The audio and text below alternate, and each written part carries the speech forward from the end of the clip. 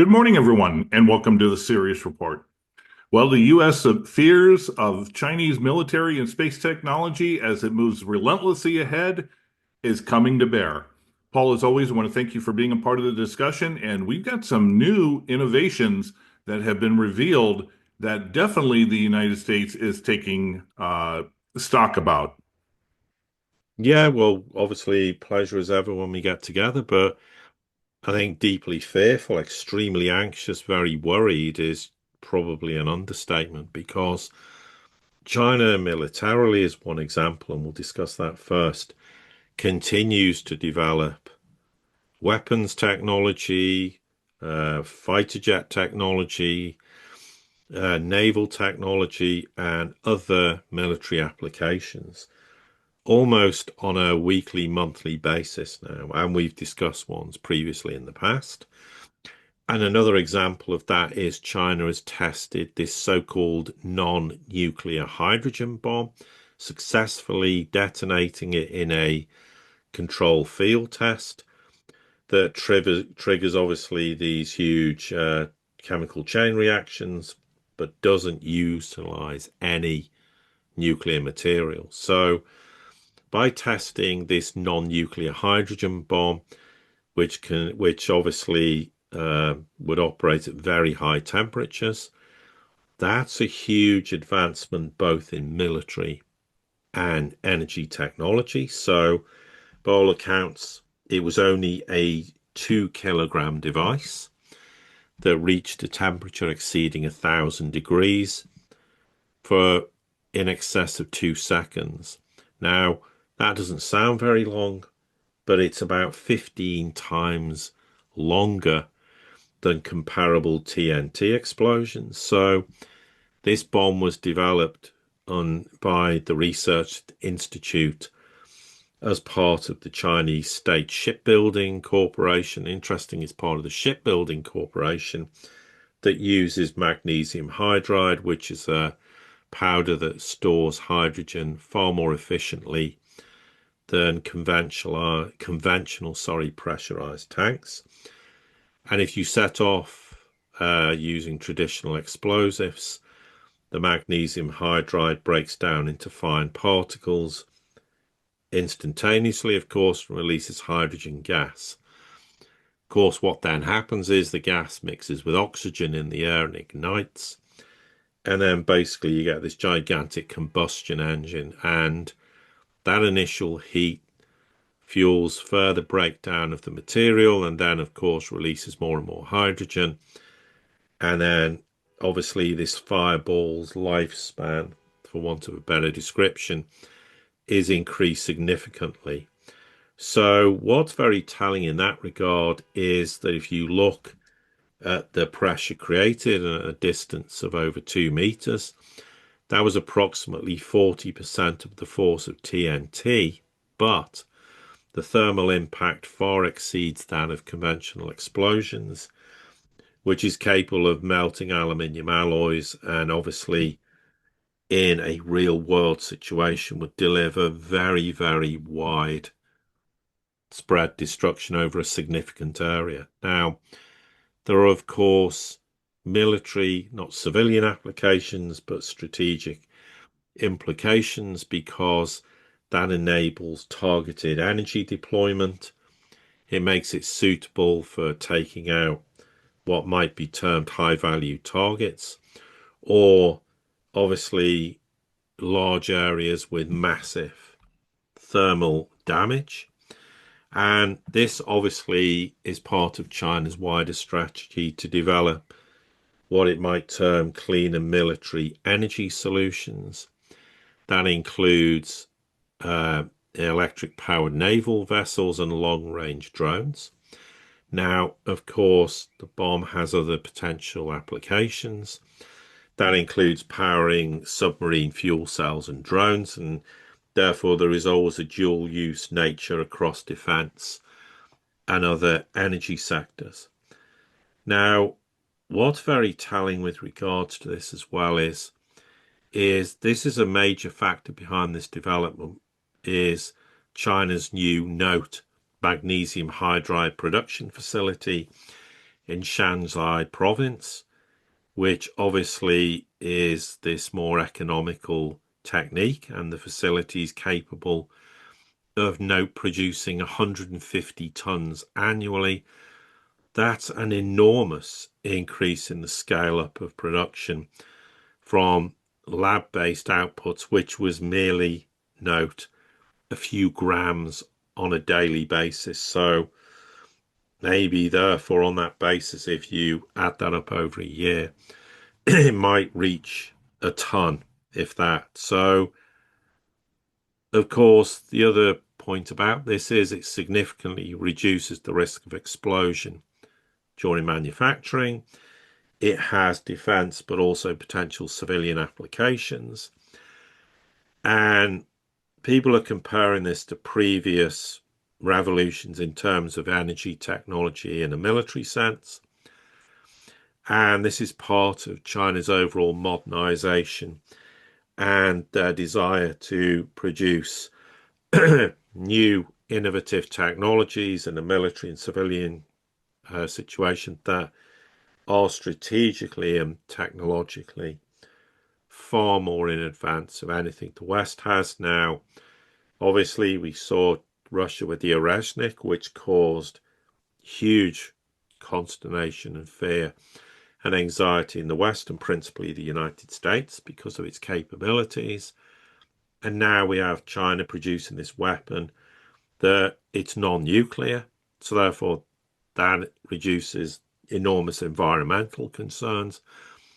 But depending on the extent and size of this bomb, the blast radius and the damage it could potentially do, and we have to hope that never is the case, of course, would be enormous, given it's obviously a hydrogen-based explosive device.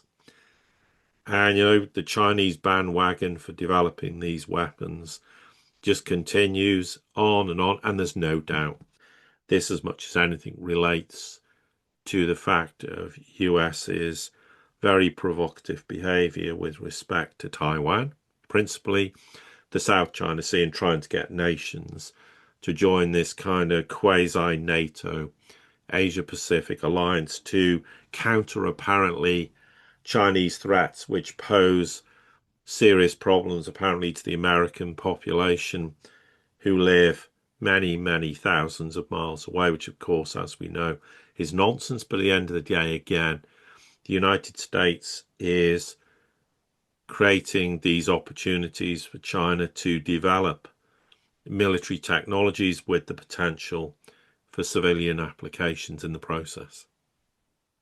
One of the things I was when I heard about this and read about this, I was trying to think primarily what would be a good application for it. Obviously, you made the point in regards to it has the potential for directed assault on a specific target. But I was thinking also it could be the newest evolution of what we've seen in regards to on the battlefield warfare. And let me give this an example. World War One, you obviously had the trench warfare and that artillery would try to shock the enemy for a number of hours before the troops would then do an assault. In World War Two, aircraft would drop tons and tons and tons of bombs to try to soften the enemy before there was an actual assault. Now, all of a sudden, you have the potential that you're facing an enemy and you drop a few of these, whether via a drone, whether via aircraft or whatever, and you only have to do like 1 to 4, and you soften the enemy at the front lines, and then you can bring in your troops to start the assault. So it's almost like things are not just getting more extreme in the capacity of the weapons, but also you're not really being required to have as many to achieve the same type of result and outcome as you did back when, some of the initial assaults in World War One, they fired 1 million shells in a 7-hour period just to be able to do one assault across a battlefield. Now you can drop 1 to 4 of these things and accomplish the same thing.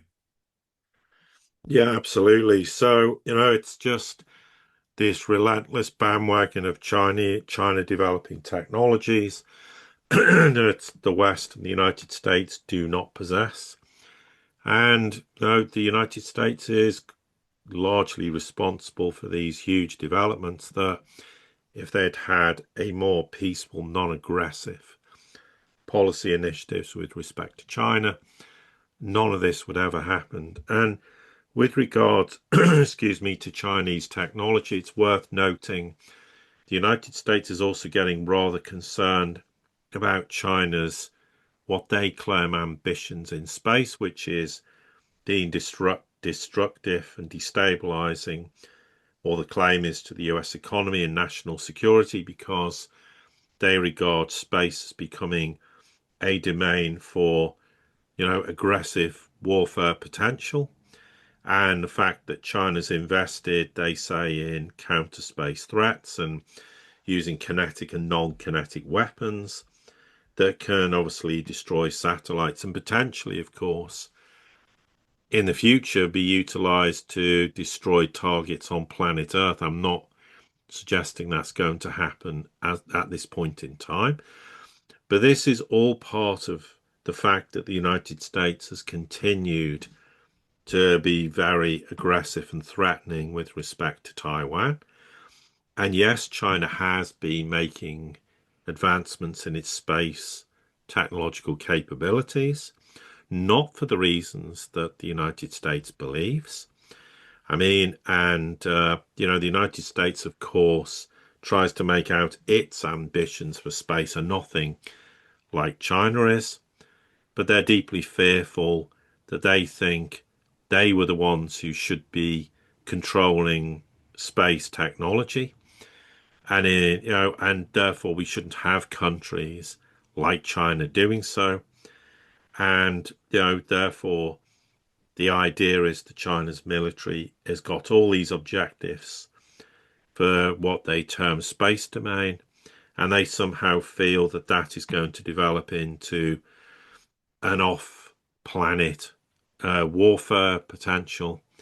And they say, of course, intelligence suggests the Chinese military sees counter space operations as a means to deter and counter US military intervention in a regional conflict. Well, that is entirely possible because China's space weapons do include ground-to-space missiles. That's true. Ground-based lasers. Yes, that's absolutely true. And they can deploy systems that could damage satellite technology. Yes, that's absolutely true as well. And, they do have, rather like the Russians, a lot of these radio frequency jammers that can cause major problems to satellites, radar, navigation systems. And this can relate, of course, to extremely high frequency systems. And the United States is feeling very threatened by this. Absolutely. But again, they need to ask the question, A, why is China developing this technology? How are they capable of doing it? Because they clearly didn't steal this technology from the United States. But also it can be utilized again in civilian and military applications. And China can not only destroy technology, but they may be able to seize control of satellites and other technologies. And there's no doubt the United States has been aware of Chinese technology in space and the potential and capability of it, which has caused them huge amounts of problems and concerns. They think China, all this advancement is because China wants to dominate and control space. It doesn't. And but therefore, this is a huge danger to us in terms of US security. And they claim, of course, China wants to deny US space power in West Asia, or as Indo-Pacific, as they refer to it, because they want to degrade the US military space-based capabilities. But also, they, of course, have to say, well, they could use this to harm the satellites of allies and commercial partners, just to exaggerate the effect of what China could do. But there's no doubt China has this technological capability, both in terms of ground warfare and in space, and the technology can be utilized both commercially and militarily. Now, the argument, of course, people will say is, well, the US is saying this largely so they can justify taking countermeasures. But the question is, if the US had this kind of space technology, they'd be doing it already to try and underline why they want to believe they're the dominant power militarily, whether it's on planet Earth, which of course they no longer are and haven't been for quite a few years, but also in terms of space technology, which is why China and Russia are talking about putting space station on the moon, and various joint projects to do with moon exploration, etc. Now, we're not getting into that controversial discussions about moon landings, etc., because it's not part of the discussion. But this is deeply unnerving the United States, who are very fearful they're losing control of military technology on the planet, but also now in terms of space and outer space and issues to do with the moon. There's another example of this. I think a couple key points I want to go ahead and add to this is something you mentioned in the discussion that came from the article. China's advancement in space technology, and this is being spoken of by the chief of space operations for Spacecom. They said their stated desire to dominate. One, it reminds me of Sun Tzu. Know yourself, know your enemy. The United States sees the rest of the world and any of its adversaries as thinking like they do. Since the U.S. has been about dominating in the unipolar world, they see Russia, China, anybody else, Iran, as wanting to then replace them and dominate themselves. That's never been the case. Usually it's been more reactive to what the United States and NATO and Europe has done. The Beijing's disregard for international norms, well, that's just another way of saying that the rest of the world doesn't want to live under the US-dominated rules-based system. The fascinating thing when you take a look at it is, and you made a great point, for some reason, after the 1970s, the US sort of just, except for the shuttle flights, which were more PR than anything else, the U.S. has not bothered to really expand their space operations. And we even reached a point where the U.S. had to buy rocketry from Russia to be able to do some basic, either sending satellites into the atmosphere, etc. China has already sent probes and rovers to the moon. India is now getting into that. The United States is falling behind, and something that really stuck out to me as well, and I'm just going on a small tangent, the cost for developing AI in China is in the millions to the low billions. In the US, it's to the tens of billions, if not hundreds of billions, to do the exact same equivalency. So the US is not able to do anything efficiently, cost-wise, and thus they're not going to be able to keep up technologically because they're getting to a point they can't afford to. And if they can't afford to, then, well, then you start getting into the aspect of, can you really compete? Or, where do you go from there? Yeah, exactly. It's an extremely important point to make, and it reflects on a broader problem the US has, that it can't afford to do anything and it wastes huge amounts of money because that's been the culture of the US military for decades, which is why the annual budget's 100, 750, 800 billion, nearly a trillion potentially this year, dollars spent on what? No one knows what it's spent on. And in essence, this is a way for the usual players to make huge profits, but not actually develop weapons that are fit for purpose, largely, which is why the US spends huge sums of money on technology that never fulfills its apparent potential. And this is something the US needs to start addressing. And it shouldn't be about profiteering for certain companies and individuals. But if the US wants to develop technology, it has to be fit for purpose, because otherwise they're just handing the baton to the Chinese, the Russians, the Iranians, and whoever else actually makes technology that works and is very cost effective and continues to churn out new iterations of this technology. Meanwhile, the United States, as the Ukraine war has proved, has produced no game changers whatsoever. And the world's woken up to this. And therefore, global South countries, if they want military technology, are going to approach the Chinese, the Russians, etc., and not traditionally, as they were browbeaten into buying US and other NATO countries' technology. So that in of itself is a huge shift in mindset also. One of the reasons why each year, each month, each day, we're seeing more and more new advances, and why that the US is afraid of the truth that the 21st century is a Chinese century.